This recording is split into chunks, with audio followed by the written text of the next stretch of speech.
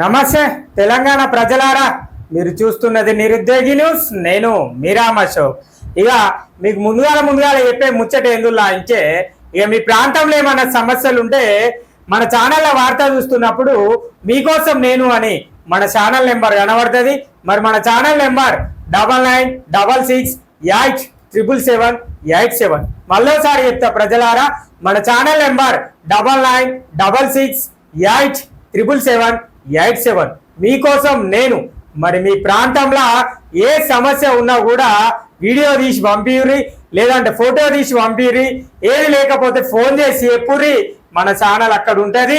ఆ సమస్యను ఉన్నతాధికారుల దృష్టికి తీసుకెళ్లి ఆ సమస్య పరిష్కరించేంత వరకు పోరాటం చేస్తా. ఇది మీరు గుర్తుపెట్టుకోవాల్సిన ముచ్చట. ఇక గతంలో మన ఛానల్ చేసిన కథనాలకు ఎన్ని రకాలుగా స్పందించిందో మీరు చూస్తూనే ఉన్నారు. ఇంకా ఇట్లాంటి సమస్యలు ఏమున్నా కూడా మన ఛానళ్ళకు మన నెంబర్కి చెప్పుర్రి, లేదంటే ఫోటోలు పంపుర్రి. ఖచ్చితంగా దాని మీద ప్రత్యేక కథనాలను అందించి ఆ సమస్య పరిష్కారం చేసే అంతవరకు పోరాటం చేద్దాం. ఇది గుర్తుపెట్టుకోవాలి. ఇక ఇవాళ వార్తలు చూద్దాం. The great Ramagundam municipal corporation లా ఏం వార్తలు ఉన్నాయి, ఎట్లాంటి వార్త తీసుకొచ్చిండు. మరి నేను ఇవాళ ఆంధ్రజ్యోతి దినపత్రికను తీసుకొచ్చిన. మరి ఆ జర్నలిస్ట్ అన్న ఎట్లా రాసిండో వార్త చూద్దాం. మున్సిపాలిటీలో మ్యూటేషన్ తిప్పలు. అయ్యో, మ్యూటేషన్ అంటే అర్థం కాకపోతే ప్రజలారా మీకు చెప్పే ముచ్చట ఏంటంటే, the great Ramagundam municipal corporation లా మీరు ఇల్లు కొనుక్కుంటే మీ పేరు మీదకి ఆ ఇల్లు ట్రాన్స్ఫర్ కావాలంటే అనేక కథనాలు అందించాల్సిన అవసరం ఉన్నది అని చెప్పేసి అన్నయ్య చెప్తున్నాడు. అదే మ్యూటేషన్ పద్ధతి. మరి మీరు ఒకరి పేరు మీద ఇల్లు కొనుగోలు, లేదంటే ఒకరి పేరు మీద భవనం కొనుగోలు చేసినా కూడా ఆ యొక్క మీ పేరు రావడానికి, ఒకరి దగ్గర నుంచి మీరు కొనుక్కుంటే మీ పేరు పైన ఆ బిల్లులు రావడానికి, అంటే ఆ ఇల్లు మారడానికి అనేక సమస్యలు ఉన్నాయి. మరి అనేక కథలు ఉన్నాయి. మరి అన్ని ఏమేం చేయాలి, ఎట్టేయాలి, ఎన్ని చెప్పినా ఏం వింటలేదు రామగుండం మున్సిపల్ కార్పొరేషన్ అని చెప్పేసి ఈ అన్నయ్య చెప్తాడు. మరి ఏందట ఆ కథ చూద్దాం. రిజిస్ట్రేషన్ చేసి చేతులు దులుపుకుంటున్న సబ్ రిజిస్ట్రార్లు పార్టీషన్ డీడ్లకు మ్యూటేషన్ ససేమిరా. మున్సిపల్ కార్యాలయాల్లో గొడవలకు దిగుతున్న బాధితులు. ప్రతి విషయానికి బాధితులు గొడవలు దిగుడే. రామగుండం మున్సిపల్ కార్పొరేషన్ అంటే నేను నిన్ననే చెప్పిన సమస్యల గుండం రామగుండం అని చెప్పేసి చెప్పిన. ఏ రకంగా ఆలోచన చేసినా ఒక మ్యూటేషన్ కోసమేనా రామగుండం మున్సిపల్ కార్పొరేషన్ల బాధలు, కచ్చల బాధలు, కాచికాడ బురద బాధ, రోడ్లు లేక బాధ, డ్రైనేజీలు లేక బాధ, కాలువలు తీయక బాధ, దోమలతోటి బాధల, పందుల స్వైర విహారం, కుక్కల స్వైర విహారం, కోతుల బెడదలు. ఇక ఎన్ని చెప్పినా తక్కువ అనే చెప్పుకోవాలి ప్రజలారా. రామగుండం మున్సిపల్ కార్పొరేషన్ గురించి ఎంత ఎక్కువ మాట్లాడినా, ఎన్ని రోజులు రాసినా ఇక ఒక పెద్ద గ్రంథమే రాయొచ్చు కార్పొరేషన్ గురించి మాట్లాడుకుంటే. ఇక అందులో ఉన్న అధికారుల గురించి మాత్రం ఇక చెప్పే అంత మనకు ఓపిక ఉండదు. ఎందుకంటే మరి అంత మంచి చక్కటి పాలన అందిస్తున్నారు మున్సిపల్ శాఖ అధికారులు. ఇక నాయకుల గురించి నేను మాట్లాడదలుచుకోలే, నేను మాట్లాడను కూడా. ఎందుకంటే ఇక నాయకులు చేసేది ఏం లేదు. ఏం చెప్పినా వాళ్ళు చెప్పే ముచ్చట ఒక్కటే, చూద్దాం, చేద్దాం, చేద్దాం, చూద్దాం, చేద్దాం, చెప్తాం. ఇక అది కూడా సేమ్ అదే విషయంలో Ramagundam municipal commissioner Srikanth sir కూడా గట్లనే ఉన్నాడు. ఏ చెప్పినా కూడా చూద్దాం, చేద్దాం, దాన్ని వాడుకలోకి తెద్దాం. ఇక ఇవే 3 ముచ్చట్లు చెప్తారు. ఇంతే తప్ప రామగుండం మున్సిపల్ కార్పొరేషన్ లా ఏం పనులు జరిగాయి. కళ్ళ ముందు అనేక కథనాలు కనబడుతుంటాయి. కానీ పట్టించుకోలేని నగర మేయర్ సారు, పట్టించుకోలేని నగర కమిషనర్ సారు. ఇట్లా ఉంటది మన రామగుండం మున్సిపల్ కార్పొరేషన్ కథ. ఇక ఈ తిప్పలేంది, ఈ బాధ ఏందో చూద్దాం. పాపం రిజిస్ట్రేషన్ కు పోతున్నాం. మరి గతంలో సబ్ రిజిస్ట్రార్ కార్యాలయం మేము తెచ్చినాం అని గత ప్రభుత్వం ప్రగల్భాలు పలికిన గత ప్రభుత్వం గురించి చెప్పుకుంటే, ఎన్ని సంవత్సరాలకు మీరు సబ్ రిజిస్ట్రార్ ను తీసుకొచ్చిర్రు? మరి తీసుకొచ్చిన సబ్ రిజిస్ట్రార్ ను ఎక్కడ పెట్టిర్రు ముందుగాల?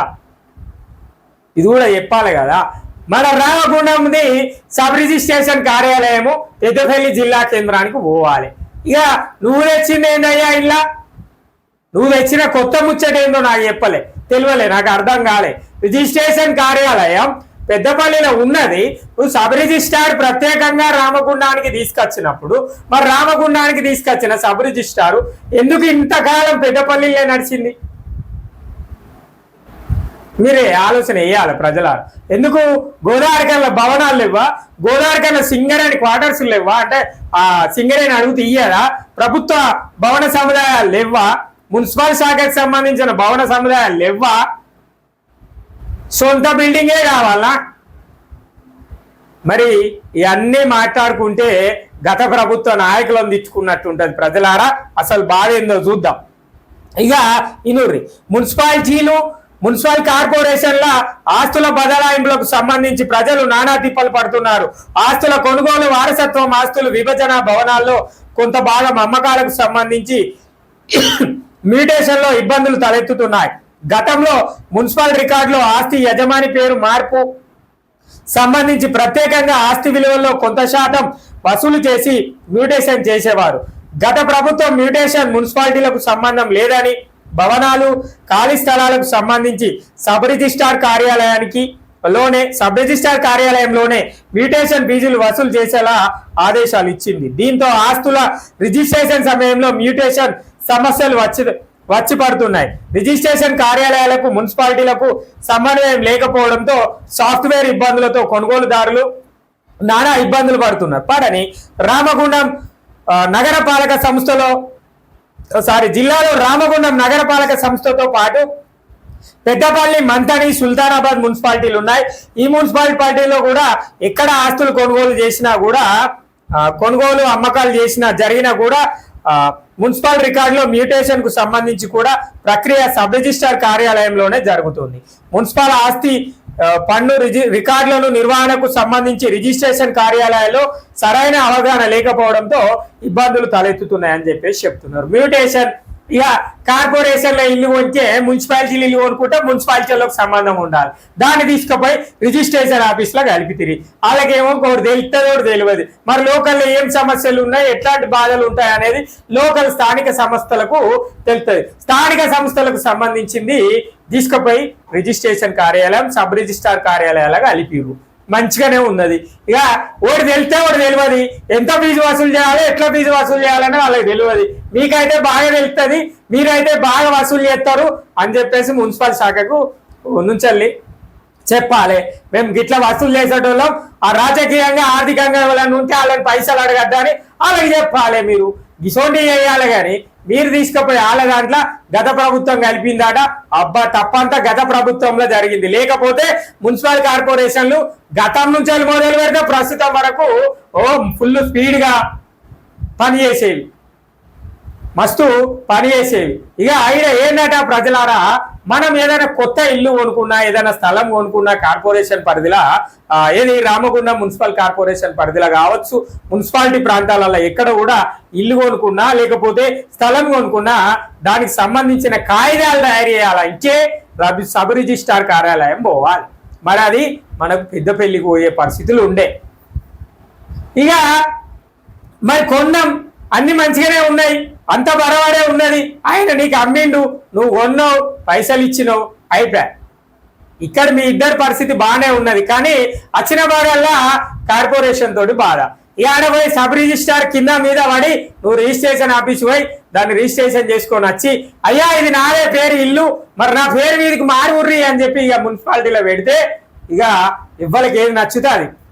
ఇక ఒక అన్న ఈ రిజిస్ట్రేషన్ చెల్లదంటాడు, ఒక అన్న ఈ డాక్యుమెంట్ రాదంటాడు. నేను అనుభవించిన కాబట్టే చెప్తాను ప్రజలారా. ఇక ఒకటే ఇంచి నెంబర్ ఉంటుంది. ఓ పాపం ఒక అన్న ఆర్థిక పరిస్థితులు బాగాలేక ఓ సగం అమ్ముకుంటాడు, ఓ సగం ఆయన పేరు మీద ఉంచుకుంటాడు. ఆ సగం మారాలంటే ఇక కథనాలు, కాగితాలు, పెద్ద పెద్ద రికార్డులు తయారు చేసి మున్సిపల్ ఆఫీసులు ఇస్తే కూడా కాని పరిస్థితులే నెలకొంటాయి. ఎందుకంటే మరి Ramagundam, the great Ramagundam municipal corporation అంత చక్కగా పనిచేస్తుంది. ముందుగానే ఏం చేయాలి, ప్రజలకు చెప్పే కంటే ముందు ప్రభుత్వం ఏం చేయాలి, ఆ సంబంధిత శాఖలు ఏం చేయాలంటే మీ శాఖకు సంబంధించిన వివరాలను రిజిస్ట్రేషన్ కార్యాలయానికి అప్పచెప్పినప్పుడు వాళ్ళు సమన్వయంతో పనిచేయాలి. కలిసిమెలిసి మంచిగా కలిసిమెలిసి పంచుకోవాలి. గట్ల కానీ మీరు కలిసిమెలిసి ఉండకుండా మీ సర్వర్లు పనిచేయకుండా ఉండి ప్రజలను ఇబ్బంది పెట్టడం సరైన పద్ధతి కాదు ఇది. ఇక ఈ ముచ్చటని కనుక మనం కమిషనర్ సార్ని అడిగితే ఓకే చూద్దాం చేద్దాం, దాని గురించి ఆలోచన చేద్దాం, చెప్తాం, సబ్ రిజిస్ట్రార్ కార్యాలయానికి సంబంధించిన అధికారులకు ఇన్స్ట్రక్షన్స్ పెడతాం అని చెప్పేసి చెప్తారు. ఇక మున్సిపల్ శాఖ సబ్ రిజిస్ట్రార్ని అడిగిందట, సబ్ రిజిస్ట్రార్ వాళ్ళు వీళ్ళకి చెప్పలేదట. ఇక రెండే దొందే శాఖలు ఏంటి అంటే రిజిస్ట్రేషన్ శాఖ వచ్చి సబ్ రిజిస్ట్రారు, ఇక మున్సిపల్ శాఖ, ఇవి రెండింటికి పొద్దున్నేసి మొక్కాలి. ఎందుకంటే పోతే తొందరగా పనులు అయ్యే శాఖలు ఇవి అంటే మున్సిపల్ శాఖ, ఇక రిజిస్ట్రేషన్ శాఖ బాగా తొందర పనులు అవుతాయి, బాగా తొందరగా పని చేస్తారు. ఇక మనం గట్ల మాట్లాడుకుంటూ పోతే ఇక పరిస్థితి అంతా వేరే తీరైపోతుంది. ఇక అయినూర్రి ఇద్దరు యజమానులకు ఒకే ఇంటి నెంబర్ ఉంటుంది. ఒక్క ఇంటి నెంబర్ కాదు, ఒక ఇంటి నెంబర్ మీద రామగుండం మున్సిపల్ కార్పొరేషన్లో 10 మంది కూడా ఉంటారు, 10 మంది యజమానులు కూడా ఉంటారు. ఎందుకంటే మరి ఆయన ఆర్థిక పరిస్థితి బాగాలేనప్పుడు ఆయన దగ్గర ఉన్న ఆస్తిపాస్తులు అమ్ముకుంటాడు. అట్లా ఎవరైనా ఇల్లు అమ్ముకుంటే 4 పేరు మీద ఉంటుంది, ఒకటే ఇంటి నెంబరు, 3 ఉంటుంది, 5 ఉంటుంది. అవసరమైతే రామగుండం మున్సిపల్ కార్పొరేషన్ లో 10 మందికి ఉంటుంది. లేదు రామగుండం మొత్తం ఒకటే నెంబర్ కూడా ఇచ్చే పరిస్థితి కూడా కనబడుతుంది. లేదా అట్లా ఆస్తులు లేవా, భూములు లేవా, రామగుండం మున్సిపల్ కార్పొరేషన్ పరిధిలో ఉన్న భూమి ఒకరి పేరు మీదే ఉంటుంది. నాకు తెలుసు ఆ పేరు కూడా. నిజమే ప్రజలారా, ఇవన్నీ గతంలో జరిగిన కథనాలే ప్రస్తుతం జరుగుతున్న కథనాలు. ఒక్క ఇంటి నెంబర్ అట ఇద్దరు యజమానులకు ఉంటే పాప వాళ్ళకి ఇబ్బందే కదా, ఒకటే నెంబర్ మీద ఇద్దరికి ఉంటే ఇబ్బందే కదా. మరి అట్లాంటివి ఎందుకు చూడరు అంటే ఆర్థికంగా రామగుండం మున్సిపల్ కార్పొరేషన్ అధికారులు లాభపడుతున్నారు.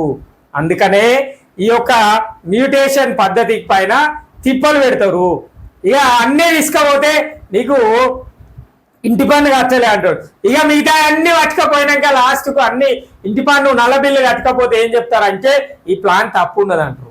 ఇక ఆ ప్లాన్ మళ్ళీ వేయించకపోతే ఇక ఈ లైన్ రాలేదు అని చెప్పి డాక్యుమెంటేషన్ రిటర్న్ పంపిస్తారు. మరి ముందే మీరే అదేదో ఈయనే పెట్టుకొని చేతి అయిపోయే కథ. సరే అట్లా కలిపిరు. మరి మీకు కావాల్సిన ఇన్స్ట్రక్షన్స్ ఎట్లుంటాయో ఆ సబ్ రిజిస్ట్రార్లకు చెప్పాలి. లేకపోతే సబ్ రిజిస్ట్రార్లు అయినా కూడా మరి మీ ఇన్స్ట్రక్షన్స్ ఏందయ్యా, మీకు ఎట్లా వేయాలి మోటివేషన్స్ అన్న ముచ్చట మీరు అడగాలి. మీరు అడగారు, వాళ్ళు అడగారు, మీరు చెప్పరు. కానీ ప్రజలను ఆడిపోతే ఈడికి ఆడికి అని తిప్పే పరిస్థితులే కనబడతాయి. ఇక ఇంకా ఉన్నాయి.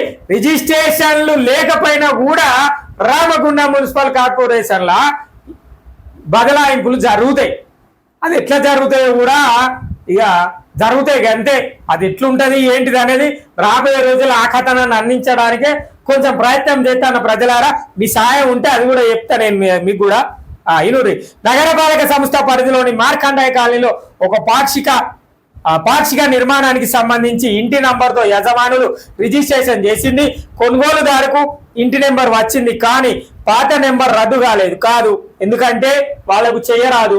చేద్దామంటే వాళ్ళకు సెట్టింగులు ఉంటాయి. ఆ సెట్టింగులు మీరు చేస్తే మీరు ఆ రద్దు అవుతుంది. మీరు చేయలే కాబట్టి అది రద్దు కాలే. నిజంగానే చెప్తున్నా. మరి కార్పొరేషన్లా ఎందుకు పనులు అయితే లేవు అంటే ఈ మ్యూటేషన్ చేయడానికి ఏంటిది, దీనికి కూడా డబ్బులు లేవని చెప్తారు. ఏంటి రామగుండం మున్సిపల్ కార్పొరేషన్లో రోడ్లు వేయడానికి పైసలు లేవు, కాలువలు తీయడానికి పైసలు లేవు, ఆ లైట్లు వెలిగియాలంటే పైసలు లేవు. నిన్న నాకు డివిజన్ నుంచి ఫోన్ చేసిర్రు, రాత్రి లైట్లు వస్తలేవట, కావాలనే లైట్లు వెలిగిస్తలేరట. మరి కార్పొరేషన్ అధికారులు కొన్ని వెలుగుతానే కొన్ని బంద్ అయి ఉన్నాయి. మరి ఎందుకో ఆ డివిజన్ పేరు కూడా చెప్తా పట్టు. 13వ డివిజన్ నుంచి 13వ డివిజన్ ప్రజలు ఫోన్ చేసిర్రు నాకు రాత్రి 8:30 నుంచి సుమారు 9 గంటల ప్రాంతంలో. అన్నా మరి మా ప్రాంతంలో లైట్లు వస్తలేవన్నా, మీరు మా ప్రాంతంలో మా కథనాలు అందించినప్పుడు మా కాలువల పైన బల్దియా కదిలింది అంటే కార్పొరేషన్ కదిలింది, ఈ లైట్లు కూడా వస్తలేవన్నా, చిన్నగా వర్షం పడుతున్నది, వర్షాకాలం, మా పిల్లలు అటు ఇటు పోతున్నారు, మేము కూడా ఏదైనా అవసరమైతే బయటికి వెళ్ళినప్పుడు ఆ చీకట్లో వెళ్లాల్సి వస్తుంది, కొంచెం దయచేసి మా వార్తలను మా ప్రాంత సమస్యలను కథనాన్ని అందించురన్నా అని చెప్పిర్రు. నిజమే, ఇది కావాలంటే అలా వాయిస్ రికార్డులు కూడా ఉన్నాయి నా దగ్గర, వాళ్ళు పంపించిన ఫోటోలు కూడా ఉన్నాయి. నిజమే ప్రజలారా నేను చెప్పేది. ఇక గింతగానానికి వాటికంటే పైసలు లేవు, ఈ మ్యూటేషన్ చేసుకోవడానికి కూడా మీ దగ్గర పైసలు లేవా? వాళ్ళు పైసలు పెట్టి ఏపిస్తున్నారు కదా, ప్రభుత్వానికి కావాల్సిన డీడీలు వాళ్ళు కడుతున్నారు కదా, ప్రభుత్వానికి ఆ యొక్క స్థలానికి సంబంధించిన ఎంత డీడీ కట్టాలో వాళ్ళు కడుతున్నారు కదా, మరి పాత నెంబర్ రద్దు చేయడానికి మీకేమైతుంది? అది నిజమా నిర్ధారణ చేసి దాన్ని రద్దు చేయొచ్చు కదా, మరి చెయ్యరు. ఎందుకంటే వాళ్ళకు గిఫ్ట్లు ఇవ్వాలి. ఇది ఎవరో కానీ ఆ గిఫ్ట్లు ఇవ్వరు జరా, ఇస్తే కనుక అయ్యే పరిస్థితి కనబడుతుందేమో చూడాలి. ఇక దీంతో పాటు పాత నెంబర్ పై కొత్త నెంబర్ పై ఆస్తి పన్నులు వస్తాయి. ఒకదాని మీదనే 2 కొత్త నెంబర్ మీద వస్తాయి, పాత నెంబర్ మీద వస్తాయి. కట్టాలి. నువ్వు కట్టకపోతే మళ్ళీ నీ బిల్లు మీ ఇంటికి తాళం ఎత్తారు, ట్రేడ్ లైసెన్సులు వసూలు చేయరు. ఏంటిది రైస్ మిల్లుల కాడిపోయి ట్రేడ్ లైసెన్సులు, హాస్పిటల్ కాడ పెద్ద వాళ్ళని అడగరు. ఎవరైతే ఇంత కూడబెట్టుకొని ఆస్తి పాస్తులు కొనుక్కుంటారో వాళ్ళని మాత్రం పట్టి పీడిస్తుంది రామగుండం మున్సిపల్ కార్పొరేషన్. గిట్లనే ఉంటది. నిజమే, నేను ఎన్నిసార్లు చెప్తానా, మనం 1200 కట్టకపోతే సంవత్సరంలో పంపును కడిగెత్తది.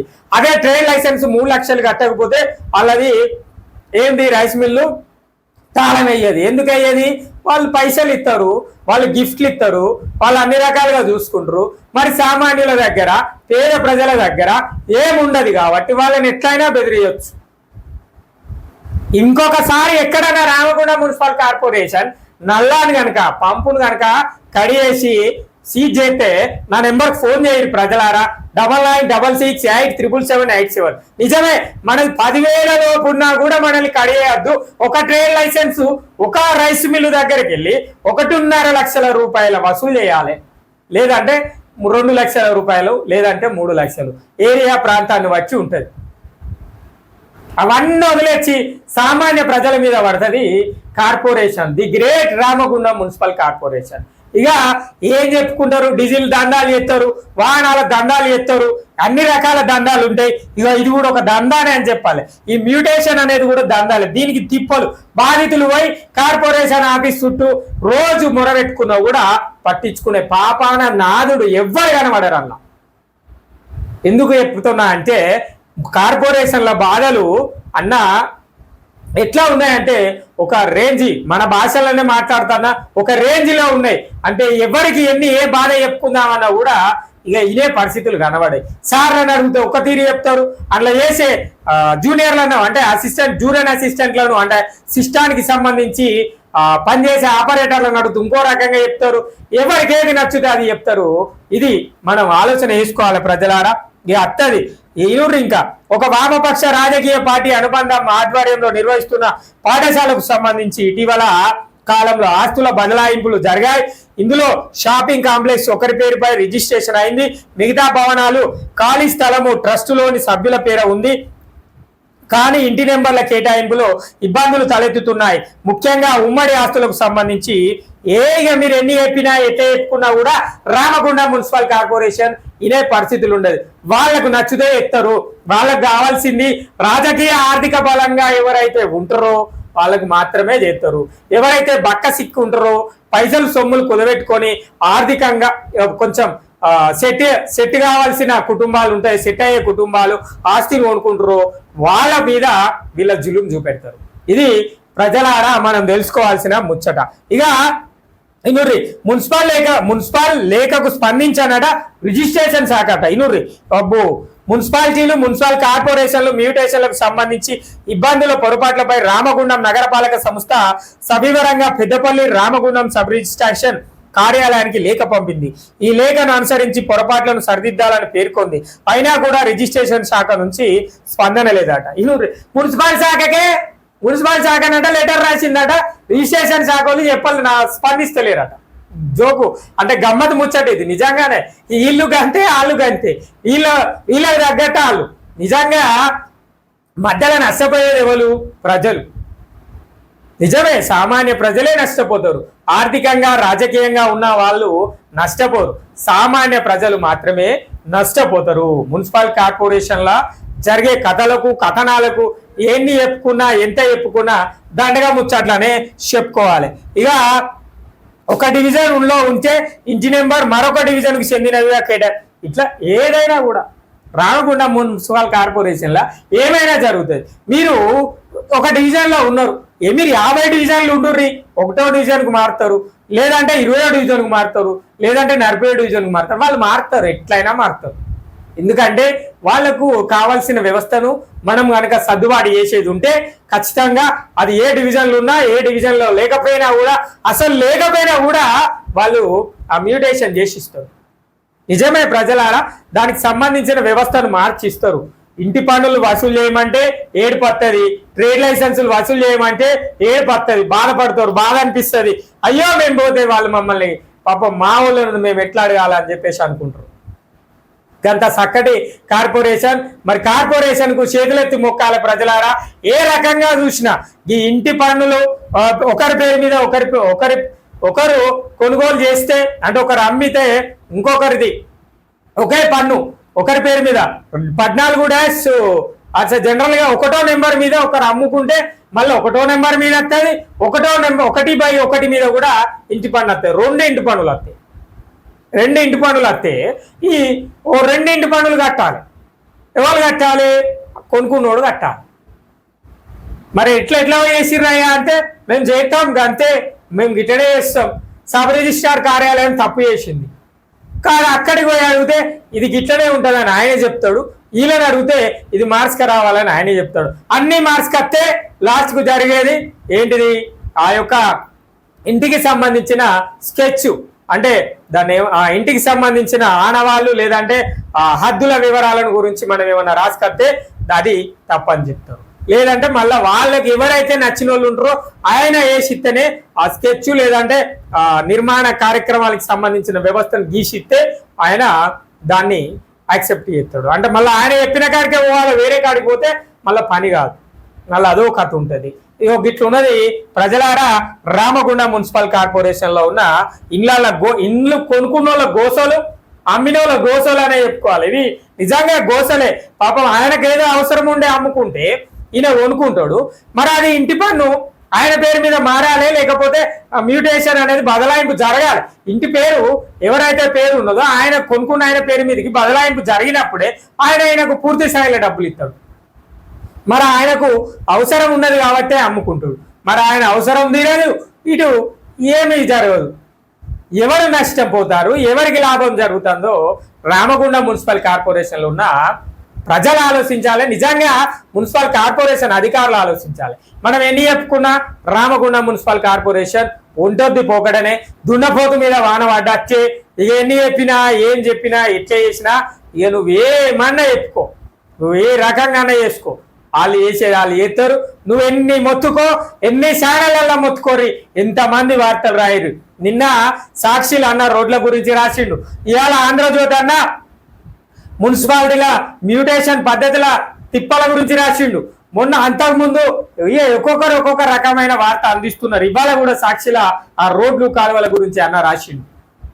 మరి ఏంది కథలు, ఏంది కార్పొరేషన్ వ్యవస్థ అని ఆలోచిస్తే ఇక మీ అందరికి చెప్పాల్సిన ముచ్చట, డివిజన్ బాట చేపట్టిండు రామగుండం నియోజకవర్గ ఎమ్మెల్యే మక్కాన్ సింగ్ రాజన్న అన్న. నిజంగా ఇప్పుడు పూర్తి స్థాయిగా కార్పొరేషన్ అభివృద్ధి ఎక్కడ జరిగింది, ఎట్లా జరిగింది అనేది చూస్తాడు. నిన్న నేను వీడియోలో చూసిన ఒక అమ్మని అడిగిండు, అమ్మ ఈ రోడ్ ఎన్ని సంవత్సరాల క్రితం వేసిరు అంటే ఆ అమ్మ చెప్తున్నది 20 ఏళ్ల కిందట రోడ్ వేసిరట. అంటే అన్న ఎమ్మెల్యే గారు ఒకసారి ఆలోచన వేయాలి, కార్పొరేషన్ అభివృద్ధి ఎక్కడి నుంచి మొదలు పెట్టాలనేది నాకు తెలిసి మీకు ఇప్పటికే ఒక అవగాహన వచ్చిందని నేను అనుకుంటాను.